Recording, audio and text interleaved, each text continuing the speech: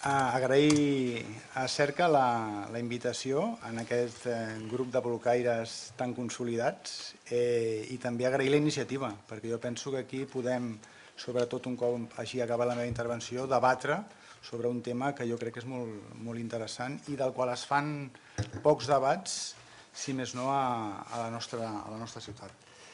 Quina motivació em porta a mi a tenir un blog, el blog L'Ase Quàntic? Doncs, fonamentalment, dues motivacions. Una de caràcter personal, que és que jo, escrivint articles en aquest blog, em sento molt realitzat, sincerament. Em sento molt realitzat, m'ho passo molt bé parlant de ciència, parlant de física, concretament de l'àmbit de partícules elementals, perquè vaig acabar la carrera l'any 88 a l'Autònoma i malauradament no he pogut dedicar-me a la recerca. Aleshores vaig treballar en l'àmbit de les tecnologies de la informació i la comunicació fins al 2004 i des del 2004 estic a l'administració pública treballant a la Generalitat de Catalunya. I aleshores ara em retrobo, gràcies al blog, em retrobo novament amb la física, em retrobo novament amb l'àmbit de les partícules elementals i em permet fer un exercici de posar-me al dia, perquè òbviament des de l'any 88 la física de partícules ha evolucionat moltíssim. Aleshores, el blog representa per mi un esforç de documentar-me bé i un esforç de dedicar un temps a escriure un article per tal d'adquirir un coneixement sobre una qüestió que ha evolucionat molt i intentar consolidar i interioritzar aquest coneixement. Per tant, d'una banda hi ha una motivació de caràcter de realització personal. Però d'altra banda, també hi ha una segona motivació molt important, que és la que m'agrada compartir coneixement. Compartir coneixement sobre un ampli ventall de temes. El blog no tracta exclusivament de física, sinó que tracta moltes altres qüestions, des de l'innovació a l'administració. Soc membre de la xarxa d'innovació pública, que és una xarxa que agrupa personal de les administracions públiques catalanes i les universitats que estan motivats per innovar l'administració des de la base, és a dir, compartir coneixements, compartir bones pràctiques en aquest àmbit. Per tant, és una bona plataforma per fer-me ressò de bones pràctiques en l'àmbit de la innovació a l'administració.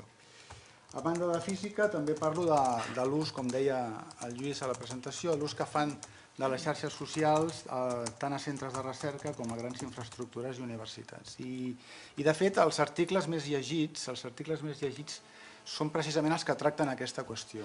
El meu últim article, per exemple, he establert un rànquing sobre la base de les universitats públiques catalanes no presencials i els centres de recerca de l'àmbit cerca i les grans infraestructures. Les he analitzat per veure quants seguidors tenien tant a Twitter, a Facebook i a YouTube, i ha sigut un article molt llegit, molt comentat també. La temàtica de les dones de ciència, per exemple, també hi he destinat alguns articles, i tot el que jo anomeno la galàxia Open. Open Data, Open Courseware, Open Government, Open Access, sobretot el tema de l'Open Access. Després m'hi referiré. Per tant, jo tinc accés a molta informació relacionada amb aquests temes i de vegades penso que més enllà d'una simple piulada, el que podria ser útil és reelaborar-la una mica més. Reelaborar-la una mica més i posar-la en coneixement de tothom. Per un exemple molt concret, quan la Secretaria d'Universitats i Recerca va difondre un joc, Personatges en joc es diu, un joc sobre Joan de Peratallada, un alquimista català de l'època medieval. Doncs jo vaig considerar que estaria bé parlar una miqueta més, no només sobre el joc en si, sinó sobre la figura d'aquest alquimista, i vaig dedicar-hi una anotació. És a dir, es tracta una mica de reelaborar la informació que tens, una mica personalment, més enllà de la típica nota de premsa que emet la secretaria. Aleshores, pel que fa referència a les meves fonts, clar, quan escric sobre física de partícules, sempre em baso en fonts primàries i rigoroses.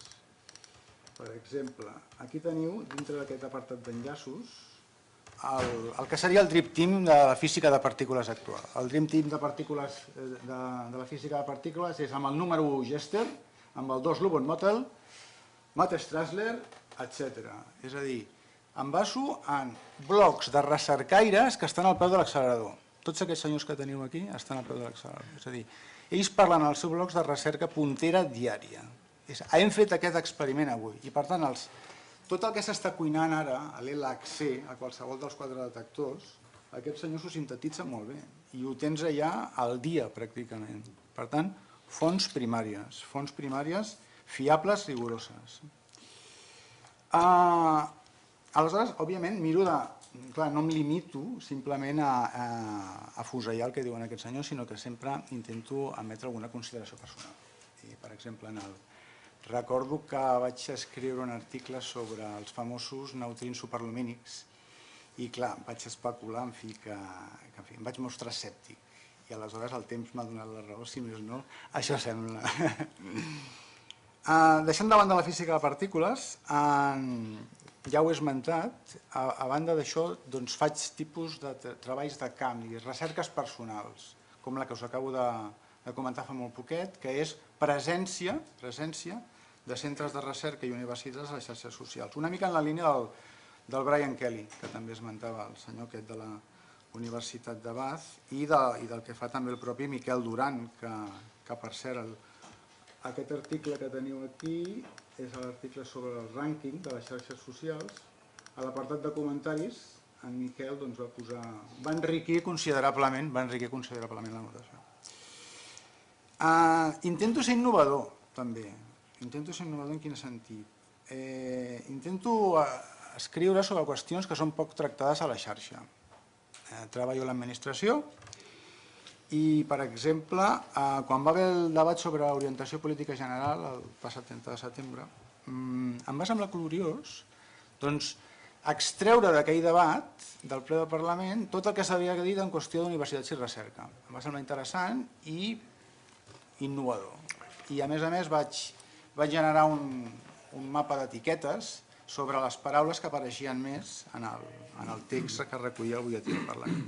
En el mateix sentit, quan va haver el pla de govern, quan es va aprovar el pla de govern, també vaig recollir què es deia en aquest pla de govern sobre universitats i recerca, perquè considerava que era innovador, que ningú no ho havia fet. Sobre la qüestió de qui em segueix, he detectat que entre els seguidors del blog hi ha gent vinculada a universitats i centres de recerca, fonamentalment, però també hi ha un segon grup de gent que treballa a l'administració. Seria 80-20 la proporció.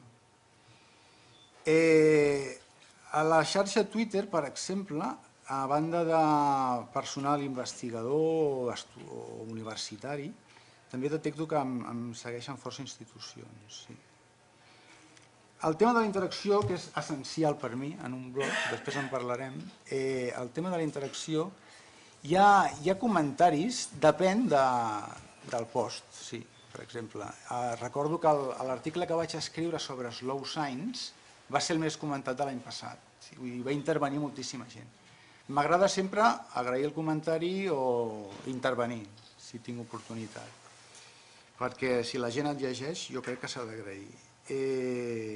En canvi, hi ha articles que no tenen massa ressò. Per exemple, aquest Logicomics és una novel·la gràfica que em va agradar moltíssim sobre la recerca dels fonaments de la matemàtica, que abraça el que seria la lògica des de finals del segle XIX fins a la Segona Guerra Mundial, més o menys. És una novel·la que em va entusiasmar i vaig voler fer de seguida aquesta recensió per intentar encomanar el meu entusiasme. Aquesta ha passat bastant desapercebuda, no he tingut massa comentaris. Bones pràctiques per fer un blog. Bones pràctiques. Jo crec que si escrius un blog, l'important primer és que intentis actualitzar-lo pel cap baix amb una periodicitat mínim de 2 setmanes, o sigui, un parell de posts al mes com a mínim. Documentar-se bé, òbviament, utilitzar fonts rigoroses i parlar d'allò que realment t'interessa i et ve de gust, perquè penso que no has de ser esclau del teu blog, és a dir, si no estàs inspirat, millor que no escriguis. La imatge és important, o sigui, quan dic la imatge vull dir la imatge que acompanya la notació. Jo sempre intento col·locar imatges sota llicència Creative Commons i que siguin innovadores, perquè vulguis que no, una imatge innovadora sempre convida una mica més a llegir aquell article.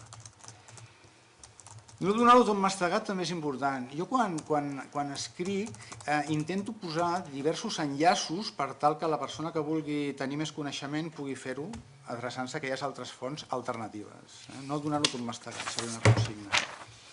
Agrair i respondre als comentaris, ja n'he parlat, i guardar unes normes de cortesia i respecte. Això també crec que és essencial, tant en el cos de l'article com en els comentaris.